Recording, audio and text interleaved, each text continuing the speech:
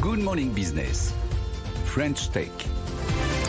Et donc à 6h46, c'est une licorne, c'est aussi un centaure. Il faut rappeler que désormais, c'est le critère des 100 millions de dollars de chiffre d'affaires qui est très important dans le domaine de la tech. Bonjour Florian Douetto. Bonjour. Bonjour. Vous êtes PDG de Dataiku, le champion français, voire mondial de l'intelligence artificielle dans les entreprises. 1200 salariés, 150 millions de dollars de chiffre d'affaires. Vous aviez levé l'an dernier, on en avait parlé évidemment, 400 millions.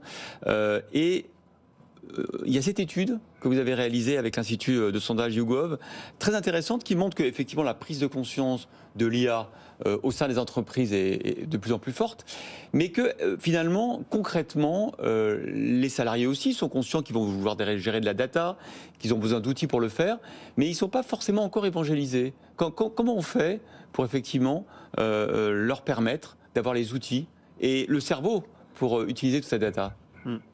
Je crois qu'on a la chance de vivre à une époque formidable dans laquelle, en effet, il y a plein de problèmes de notre quotidien, à la fois comme utilisateurs de services, mais aussi comme salariés, qui vont être changés et transformés par l'intelligence artificielle.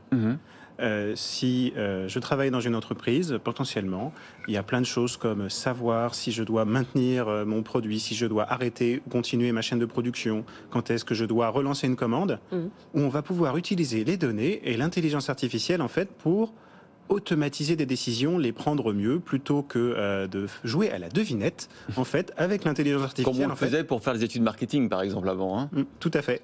Plutôt que jouer à la devinette comme ça, en fait, on va pouvoir en fait utiliser l'intelligence artificielle en fait pour prendre mieux des décisions. Et ça va changer la vie parce qu'en fait, au lieu de passer son temps à jouer à des devinettes, en fait, on va pouvoir travailler sur des choses plus importantes et avec plus d'impact. Est-ce que c'est un réflexe qu'on a en Europe ?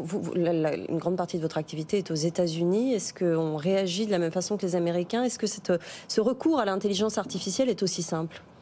Je pense que oui, en fait. C'est un marché sur lequel Dataiku est présent depuis longtemps. On est une entreprise qui a maintenant 10 ans. En fait, on n'arrive pas à 1200 salariés en un jour. Et autant, j'allais dire qu'il y a 6 ou 7 ans, on était sur un marché où les États-Unis étaient bien plus en avance en termes d'adoption. Maintenant, c'est beaucoup plus équilibré. Donc, en effet, on effectue une partie très significative de notre activité aux États-Unis, mais aussi maintenant, enfin, beaucoup en Europe, avec une croissance forte dans tous les pays d'Europe.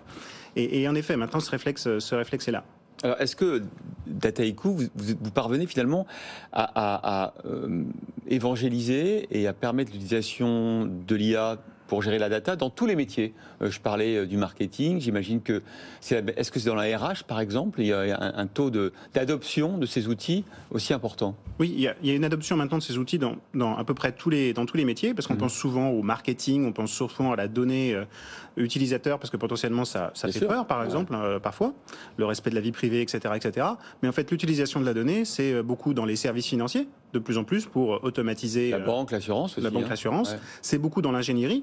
C'est pour mieux concevoir des produits, pour les rendre plus fiables, pour les rendre moins consommateurs d'énergie, pour comprendre par exemple, et c'est très important en ce moment, dans toutes les chaînes de fabrication, dans toutes les chaînes d'acheminement, comment les optimiser pour être sûr que les produits arrivent en temps et en heure grâce à la donnée.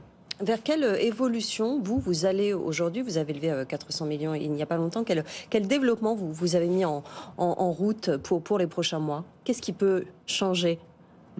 On est une entreprise qui grossit rapidement. Oui. On est actuellement 1200 salariés, mais on était moins de 500 en fait il y a encore quelques mois. Et pourquoi est-ce qu'on fait ça? C'est parce qu'en fait, on est en train de se positionner sur l'ensemble des marchés internationaux pour être capable en fait d'aider les entreprises qui sont en ce moment en train de s'équiper fortement sur ce domaine de la donnée et de l'intelligence artificielle. Alors justement concrètement, parce que c'est vrai que c'est fascinant et en même temps c'est assez abstrait encore. Vous avez comme client, on a le droit de les citer, Unilever ou Boeing par exemple. Qu'est-ce que vous leur apportez qu'ils n'aient pas et comment, quel type d'outils vous leur procurez pour gérer les dizaines, les millions de data qu'ils ont en interne?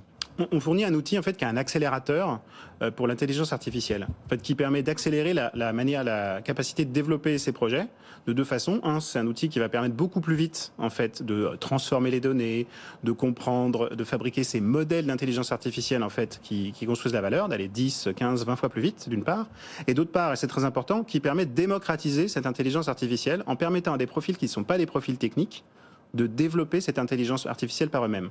Ouais. On imagine parfois que l'intelligence artificielle c'est fait par des spécialistes, des data scientists, des gens qu'on imagine peut-être avec des lunettes et une barbe en train de coder dans leur coin. Mais en fait, pour construire des intelligences artificielles de demain, l'enjeu c'est que les gens qui ont la connaissance du métier, qui connaissent très bien les sujets en fait, soient ceux qui s'en emparent et la fabriquent. Parce qu'en fait, l'intelligence artificielle, c'est pas magique. Il faut aussi mettre un peu d'humain dedans. Et donc, il y a beaucoup d'interfaces. Vous interfacez, en fait, pour l'utilisateur, les données disponibles. On interface les données disponibles et on leur permet, en fait, de les transformer, les comprendre et d'injecter, en fait, dans ces systèmes-là, leur savoir métier. Parce que ce savoir métier, en fait, c'est ça qui est le plus important pour rendre l'intelligence artificielle pas juste intelligente, mais utile.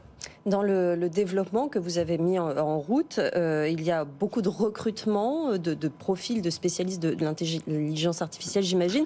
Est-ce qu'il y a des difficultés à recruter sur ce marché, une concurrence avec les États-Unis, par exemple ?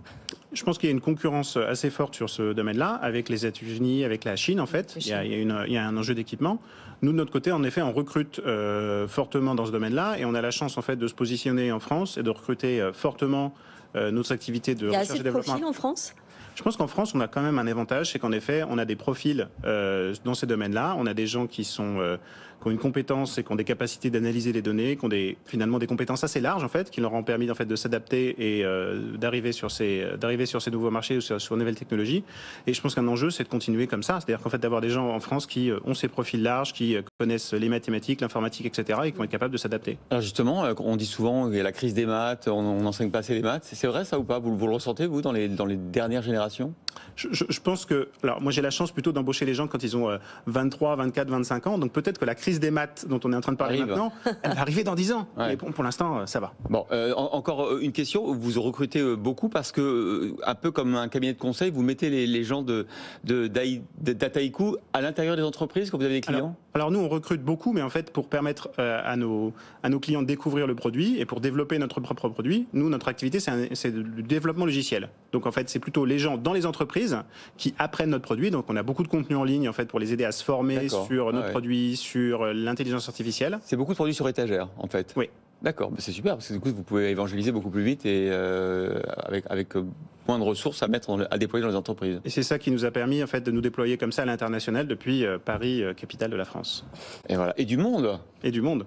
Florian Douetto, PDG de Dataiku, merci beaucoup d'avoir été notre invité ce matin.